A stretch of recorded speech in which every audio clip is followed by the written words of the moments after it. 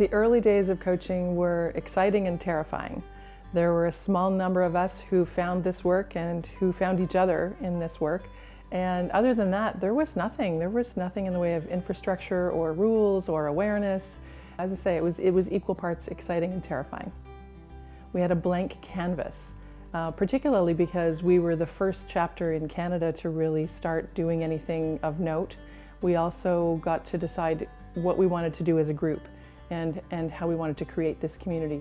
The others who came into this work in Toronto early, they were Elisa Garber, Darlene Chrisley, and Bev Knox, Sue Sheldon. So these are some of the people that were similarly questing and seeking a little bit. We discovered this work and then wanted to figure out what it meant and who else was doing it and how we could learn from each other and create something that was bigger than any one of us.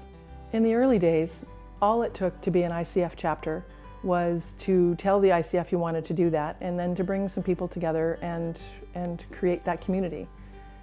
Over time, through 1997-98, the group in Toronto grew to I think probably 20 or 30.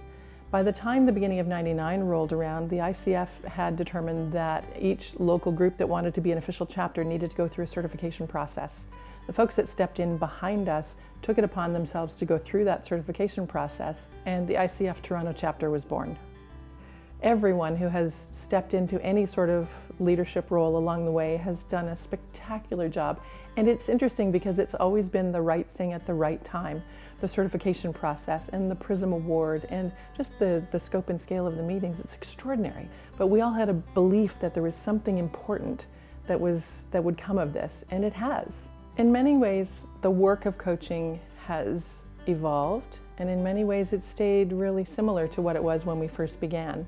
What has changed is the awareness of coaching, thank heavens, and also the degree to which it's understood that coaches can show up in many different forms, doing many different kinds of work, and it can still bring value, it can transform, it can still create change.